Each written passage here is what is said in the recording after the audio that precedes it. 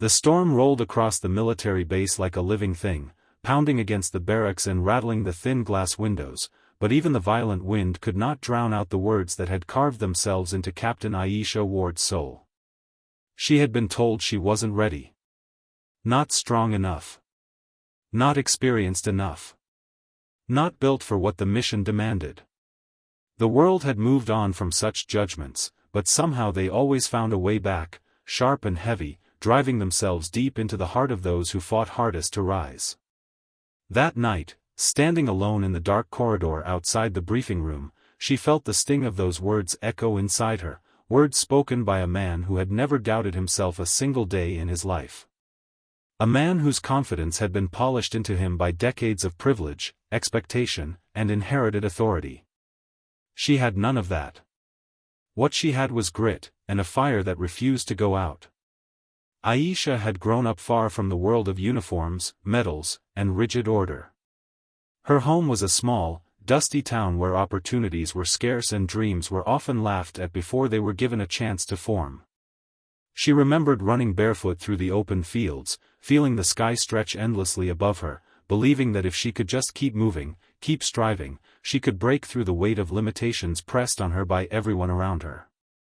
By the time she joined the military, she had already learned how to fight. Life had trained her long before boot camp ever did.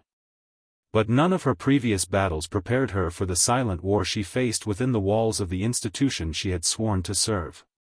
There, she discovered that sometimes people saw the uniform but not the heart inside it, judged the badge but not the journey that had earned it. Everything changed the day the alert sirens rang across the base, summoning the top unit commanders. A covert mission had gone wrong in a hostile mountain region. An unexpected collapse had trapped civilians and soldiers deep inside a hidden valley carved between jagged cliffs.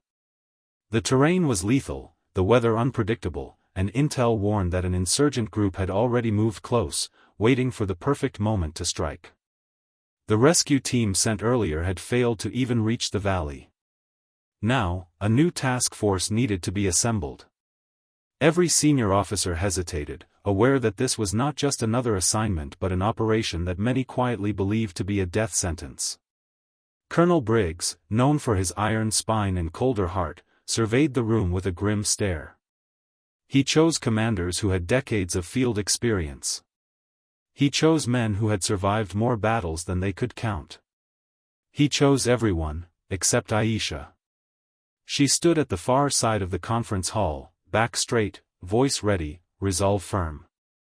Yet Briggs dismissed her with a wave of his hand, muttering that she wasn't ready, that she lacked the depth and steel the mission demanded. The words crushed something inside her, but she refused to let her face show it. She had learned long ago that tears were private, but dignity was not. Even so, as she walked out of the room with her steps heavy but controlled, she felt the old ache of being underestimated bleed through her chest like an old wound reopening. For hours, she remained outside in the biting wind, replaying everything she had trained for, every trial she had survived, every moment she had pushed through when others would have broken. She knew she was ready, not because she was perfect, but because she had spent her entire life proving she could rise each time someone tried to push her down. What she did not expect was the sudden appearance of Major Ortiz, the second highest-ranking officer on the mission. He approached her quietly and handed her a sealed folder. Inside it were terrain maps, risk assessments, and tactical reports, documents she was not supposed to have.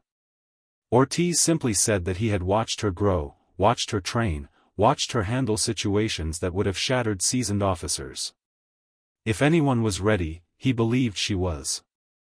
The mission needed someone who truly understood hardship, someone who didn't rely on ego or pride, someone who led not from rank but from heart.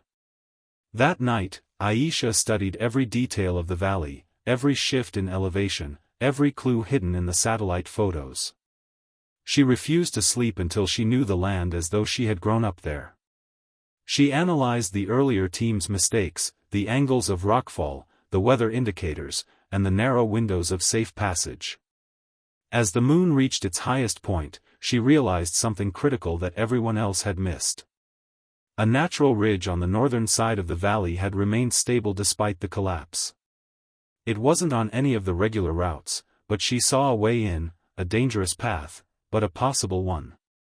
Aisha walked straight to Briggs' office, her boots crunching against the wet ground. She laid out her findings on his desk.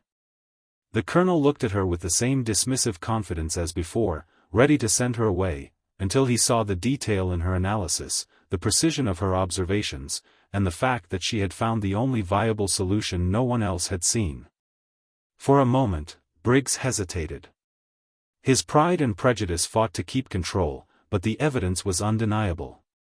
After a long, tense silence, he finally gave her permission, not to lead, but to accompany. He still didn't believe she could command the team. He still doubted her strength. But he allowed her to prove herself, and that was all she needed. The next morning, the rescue team moved out under a gray sky streaked with fading storm clouds. Aisha led the group through the narrow ridge she had found, guiding them across thin ledges, under fractured slabs of stone, and through steep, icy climbs where one slip could mean death. She felt the weight of the responsibility on her shoulders, not just the lives they were trying to save, but the need to demonstrate once and for all that she belonged where she stood. The team began to trust her as they saw how she read the terrain, predicted shifts in rock, and found safe footing where others saw only danger.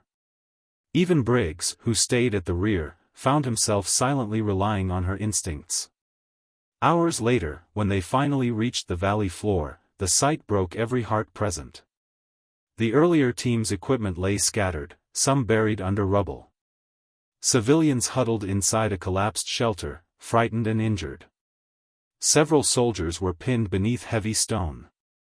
Time was running out, the enemy was closing in. Aisha quickly assessed the situation. She coordinated triage positions, rescue points, defensive placements, and extraction cycles. Her voice remained steady despite the chaos swirling around them. She did not bark orders, she guided, directed, encouraged. Slowly, the trapped survivors began returning to light. One by one, they were freed, carried, treated, protected. The turning point came when the insurgent group finally reached the valley's edge. The sound of distant footsteps, shifting gravel, and quiet, cold intent echoed through the cliffs. Briggs instinctively moved forward to take charge, but by then, every soldier looked toward Aisha. They trusted her judgment. They believed in her clarity. When she stepped to the front, no one questioned it. She laid out a defensive strategy that allowed the team to stand firm without provoking a full confrontation. She positioned sharpshooters, redirected the medics into safer alcoves, and coordinated signal flares to mislead the enemy into thinking a larger force was present. Through her tactical calm, the valley shifted from a kill zone into a shielded refuge. In the darkest moment of the night, when the weather turned again and freezing rain fell like shards of glass, Aisha continued pushing. Her hands bled from moving jagged rocks. Her breath burned from exhaustion. Her legs trembled from hours of relentless motion. But she did not stop. She refused to stop.